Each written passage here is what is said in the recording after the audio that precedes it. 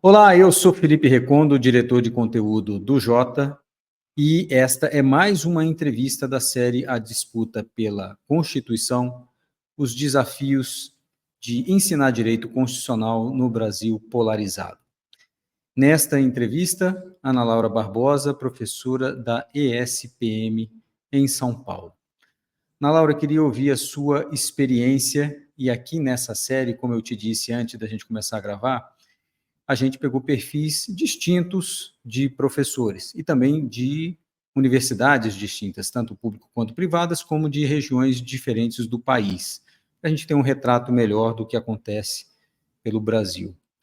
E aí eu queria ouvir a sua experiência. Como tem sido dar aula de direito constitucional nesse momento, seja porque o Supremo está em disputa também, né, e sob muita crítica, e também em razão de polarização política, de disputa por interpretações de certos artigos da Constituição, de certas garantias, e também com um pouco da ascensão do populismo. Queria saber de você como é que está a tua experiência dentro de sala de aula. Olá, Felipe. Eu destacaria dois pontos principais que chamam a minha atenção no ato de lecionar direito constitucional nesse contexto, né? Acho que um primeiro é o fato de que já aconteceu mais de uma vez em sala de aula, de eu chegar para dar uma aula de um certo conteúdo, algo aconteceu naquela semana, não necessariamente relacionado ao conteúdo que eu ia lecionar, e os alunos já sabiam, já tinham entrado em contato com a notícia em outro contexto e me perguntavam e eu tive que mudar o tema da aula para discutir aquilo, porque fiz um juízo de que aquilo era direito constitucional, os alunos estavam engajados, estavam interessados, aquilo era um conteúdo, e nada mais interessante do que os alunos prontos e dispostos a discutir um tema do direito constitucional, ainda melhor sendo um tema atual. Então, eu fiz esse juízo e entendi que era melhor, já que eles estavam interessados, discutir esse tema.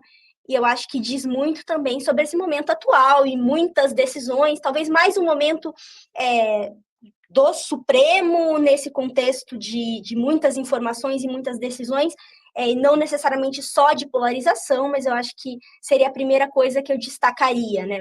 Você pode dar exemplo, Laura, sobre fatos que te obrigaram a mudar a aula? Claro, teve uma decisão, então, na aula de direitos fundamentais, no semestre passado, por exemplo, eles chegaram e mencionaram uma decisão sobre licença, uma decisão da STF sobre licença, e aí, enfim, o tema não ia ser exatamente o tema daquela aula, ia ser o tema de outra aula, mas isso acabou sendo discutido. Tem um outro exemplo que é a discussão sobre o marco temporal, e aí foi numa eletiva, eles quiseram trazer essa discussão e a aula acabou sendo sobre isso, um pouco por conta do interesse dos alunos. Então, acho que mostra um pouco também como o Supremo tomou as manchetes e os alunos têm acesso a isso, então se tornou uma discussão mais frequente na mesa do jantar e na rua, em todos os lugares, em grupo de WhatsApp, e isso tem um pouco de reflexo na sala de aula também. Acho que esse é a primeira consequência. Tem uma segunda consequência que eu também destacaria, que tem a ver com as dificuldades de explicar a evolução das coisas enquanto elas ocorrem. Eu acho que, sim, eu sou uma professora mais jovem, então eu não tenho a possibilidade de comparar como era lecionar antes, como lecionar hoje, mas comparando o período enquanto eu era estudante com o período agora, como eu leciono, eu tenho a impressão que no passado ou as coisas eram lecionadas como mais estáveis, por mais que não fossem, ou de fato elas eram mais estáveis, né? Então as coisas mudam com muita frequência e é difícil passar para os alunos essa percepção de que existe um direito e existe uma certa estabilidade, e ao mesmo tempo dar conta das mudanças jurisprudenciais e da atualidade, dos eventos. Então, eu sempre me pego, às vezes, nessa dúvida do quanto eu tenho que explicar os eventos e como os eventos políticos encadearam determinada decisão, ou quanto eu tenho que balancear isso com uma certa explicação do direito, como é o direito, o que foi dito, porque eu acho que o receio é de certa forma, estimular uma espécie de ceticismo dos alunos, como se tudo fosse reflexo da política e da conjuntura, e aí, consequentemente, não tem estabilidade, não tem dever de estabilidade. Então, eu acho que tem esse desafio também de explicar os eventos, explicar os acontecimentos, dar conta da explicação e, ao mesmo tempo, passar esse fator da estabilidade do direito, que é importante, né? Eles são estudantes de direito. E acho que eu tenho sempre esse receio de estimular alunos muito céticos, e aí acho que é ruim que alunos de direito saiam do curso de direito achando que direito não importa, né? Por sinal, é isso que eu ia te perguntar. Quando você teve aula, e aí faço a pergunta indiscreta, quando você foi estudante, em que época, qual é a diferença marcante, assim? Você já deu um exemplo aqui, né, dessa certa estabilidade, mas eu queria que você marcasse um pouco mais a diferença das aulas que você teve. Eu fiz essa pergunta, por exemplo, para o Diego Werneck, para o Virgílio Afonso da Silva também, e os dois me responderam: olha, quando eu tive aula, Supremo não era um assunto, ele aparecia, cai lá, mas a gente tinha aula sobre Constituição, sobre o que a academia discutia sobre esses assuntos, garantias fundamentais, etc. Que diferença que te marca, assim, que você percebe das aulas que você teve para agora?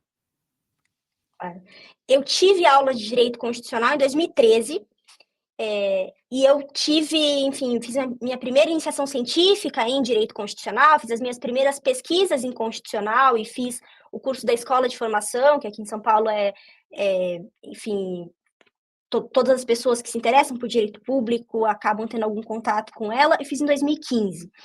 E quando eu me lembro, enfim, na minha posição como aluna nesse período, eu acho curioso, eu tive discussões sobre Supremo, tanto no curso de graduação, mas, sobretudo, quando eu fiz a iniciação científica na escola de formação.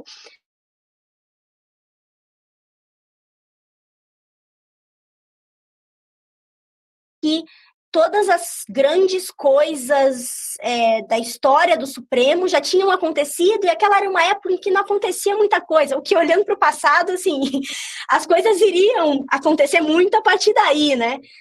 Mas tinha um pouco essa impressão de que as grandes decisões, então o caso Elvanger, caso do Instituto Chico Mendes, mandado de injunção, como se tudo tivesse acontecido no passado e a gente estava numa época um pouco mais morna.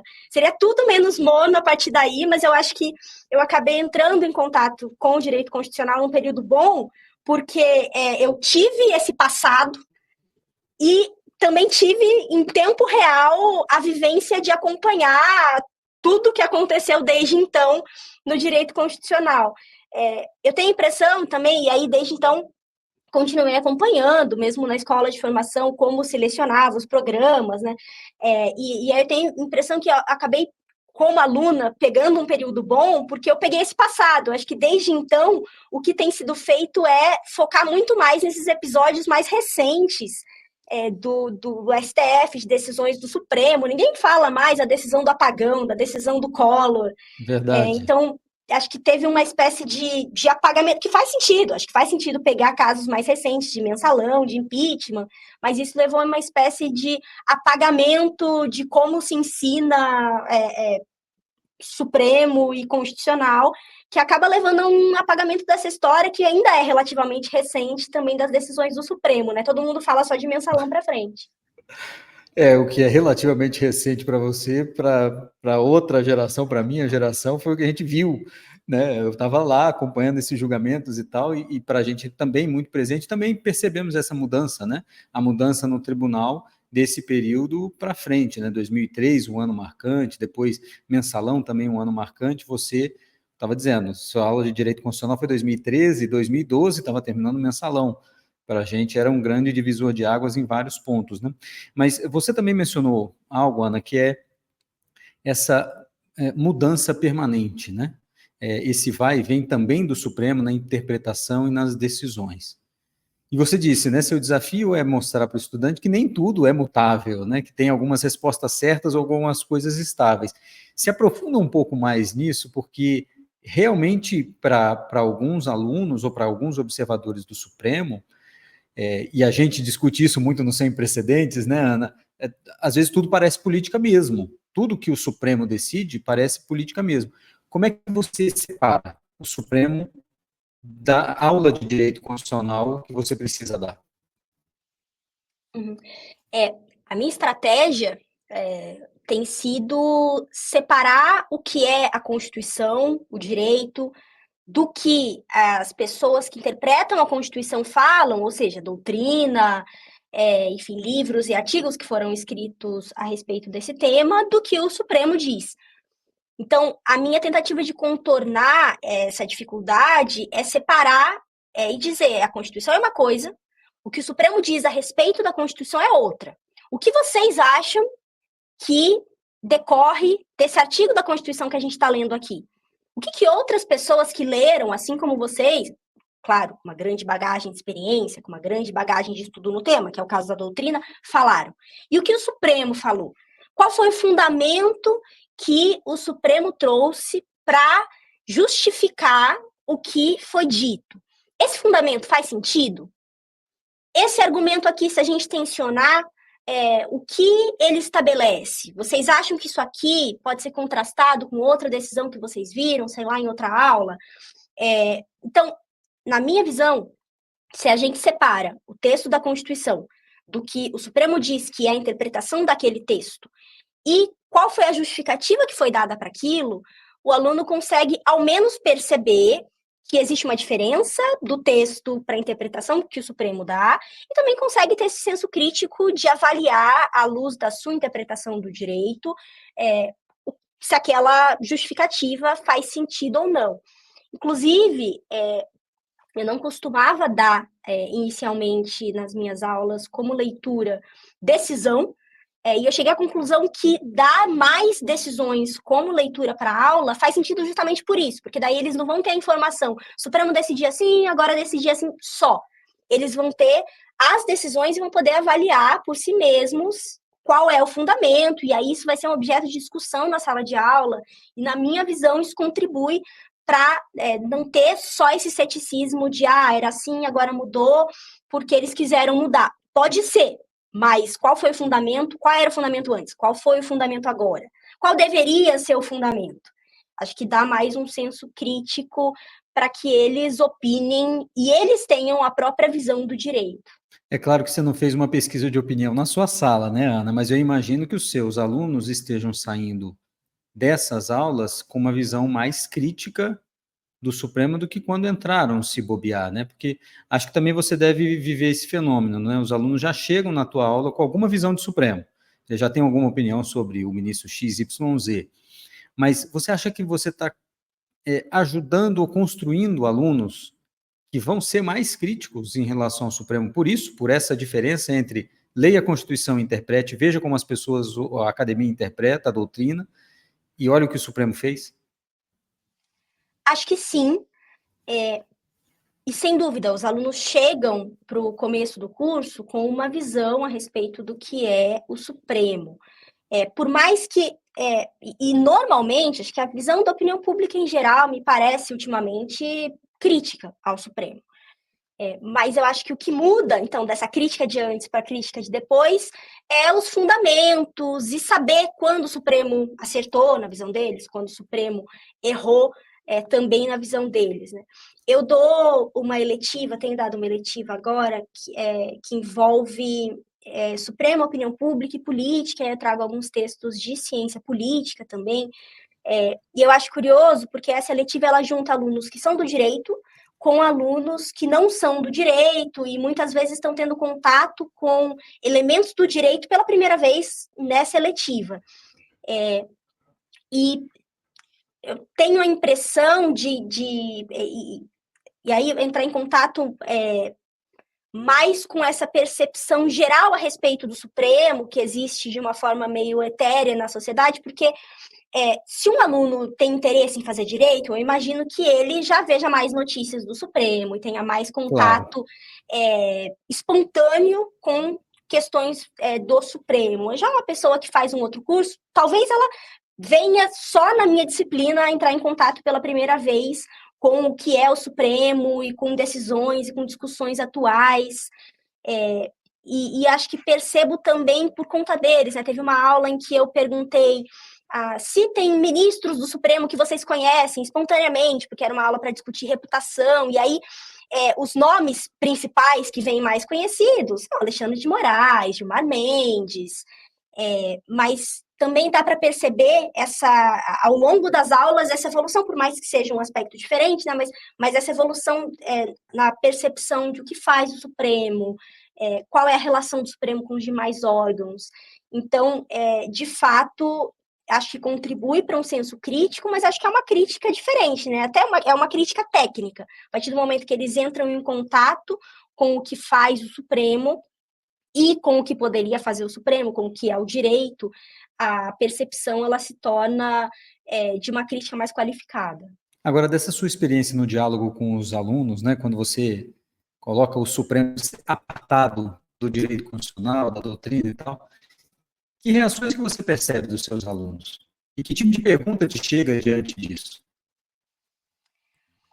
Em geral, então, as reações, acho que os alunos, eu adoto as minhas aulas são expositivo dialogadas, eu adoto o método socrático, então acho que chega a menos perguntas dos alunos e mais contribuições para a construção da aula, né? Lógico que tem uma parte expositiva, tem muita pergunta também, mas eu acho interessante, até observando a evolução dos alunos ao longo do período de estudo, né?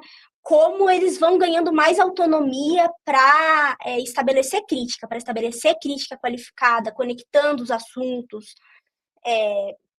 Então, acho interessante observar como eles vão ganhando uma espécie de repertório de musculatura para fazer as críticas, e às vezes chegam coisas muito sofisticadas, que vão juntando mesmo as pecinhas de tudo que eles já viram, né? Então, e não só do repertório de sala de aula, e aí eu acho que volta um pouco também o fato de que eles estão tendo constitucional nesse mundo que tem direito constitucional na primeira página do noticiário todos os dias. Então, eles juntam coluna de opinião com podcast, com notícia com o que eles veem em sala de aula, e acho que vai tendo uma construção da visão deles, né? A respeito das decisões, a respeito das instituições. Então, na aula passada que eu dei em Direito Constitucional, eles tiveram estrutura e processo decisório do STF. E aí os alunos começaram a levantar a mão e questionar mecanismo de indicação de nomeação de ministro, e qual deveria ser, e comparando quais seriam os incentivos ou os desincentivos de cada uma das regras. E acho que isso é super sofisticado, surgiu espontaneamente dos alunos e mostra um pouco como eles vão construindo, né, esse repertório. Então, talvez uma das diferenças, que ainda talvez pegue a tua geração, Ana, seja, você ainda talvez tenha tido uma... Não, talvez a sua geração já tenha vindo para estudar com uma menor deferência, aquela coisa, aquele respeito inicial pelo Supremo, aquela coisa mais afastada, né? Você já tinha visto, inclusive, um mensalão que as paredes do tribunal se racharam para a opinião pública, né? Mas acho que a geração anterior à tua tinha essa deferência, né? Esse respeito imediato ao Supremo, e o que você está me dizendo é que as pessoas estão discutindo de forma engajada cada um dos pontos do tribunal. Sem dúvidas.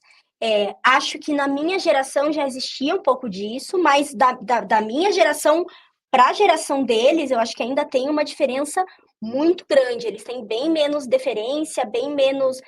Nunca ouvi da boca de nenhum aluno: quem sou eu para criticar um ministro do Supremo? Isso é coisas que eu refletia, que eu via as pessoas falando enquanto eu estava em sala de aula. Acho que isso não é algo que se diz mais, acho que isso é bom.